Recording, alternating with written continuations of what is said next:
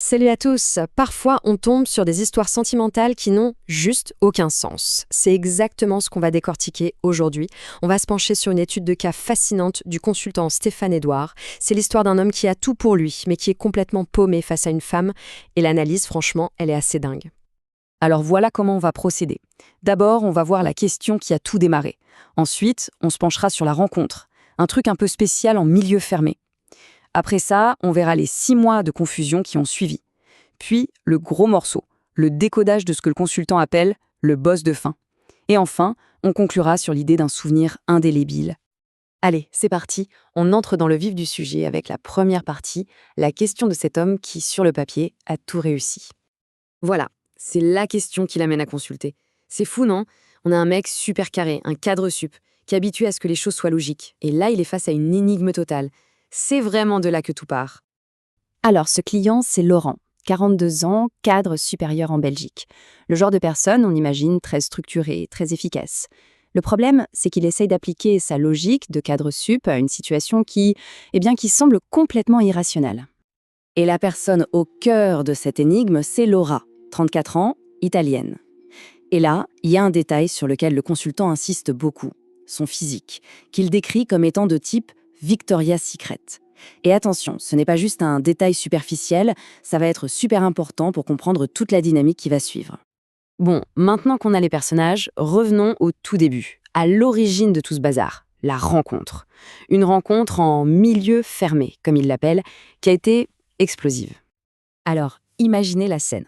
Un salon pro en Allemagne, rien de glamour. Laurent et Laura se retrouvent à devoir faire plusieurs heures de voiture, juste tous les deux. Ce n'est pas un rendez-vous, c'est une contrainte pro. Mais justement, cette situation un peu forcée, ça va créer une espèce de bulle, une connexion presque artificielle, mais hyper intense. Et c'est là que l'analyse introduit un premier concept super intéressant, celui de milieu fermé.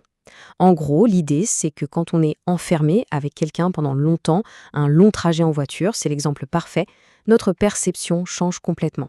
On peut se mettre à trouver un charme fou à quelqu'un qu'on aurait à peine remarqué dans un contexte normal. C'est un véritable incubateur d'intimité. Et là, attention, tout va très très vite. Le premier jour, c'est le fameux trajet en voiture. L'alchimie est immédiate, ils se racontent plein de trucs perso. Les jours suivants, ils passent toute leur soirée ensemble. Et ça culmine le 3e jour avec une expérience particulière, un sauna naturiste. Et c'est là que tout bascule. Et donc, à la fin de ces 3 jours complètement fous, il se passe un truc ahurissant. Laurent le raconte lui-même, il n'en revient toujours pas. Elle lui dit, elle me dit qu'elle m'aime. Voilà, après 3 jours, le mot est lâché. Forcément, la réaction du consultant est cash. Pour lui, c'est un red flag monumental, un énorme drapeau rouge. Entendre je t'aime au bout de 2 ou 3 jours, pour lui, ça ne peut vouloir dire que 2 choses. Soit on a affaire à une immaturité totale, soit c'est carrément de la manipulation. Ok, donc on a eu ce début sur les chapeaux de roue. On pourrait s'attendre à une grande histoire d'amour, non?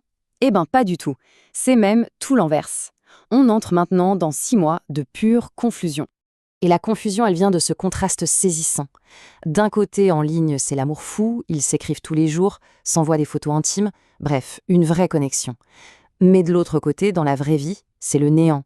À chaque fois qu'il propose de la voir, il y a une excuse. « Ah non, mon chien est malade. Ah, l'ex-femme de mon ex-amant me menace. » Et au bureau, elle est glaciale. Un grand écart permanent.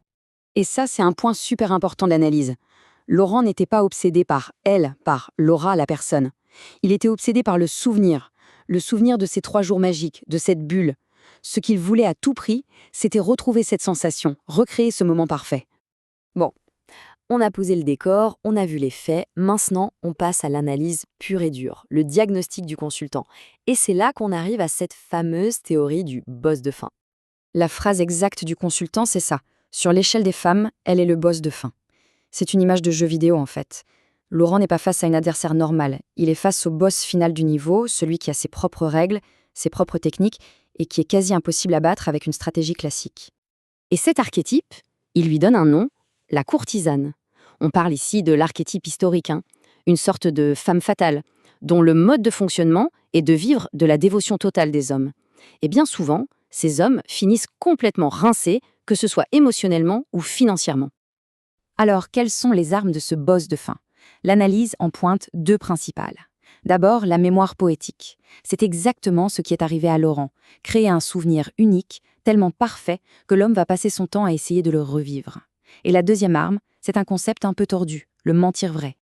Le mentir vrai, qu'est-ce que c'est? C'est assez spécial. L'idée, c'est qu'elle ne ment pas pour être méchante.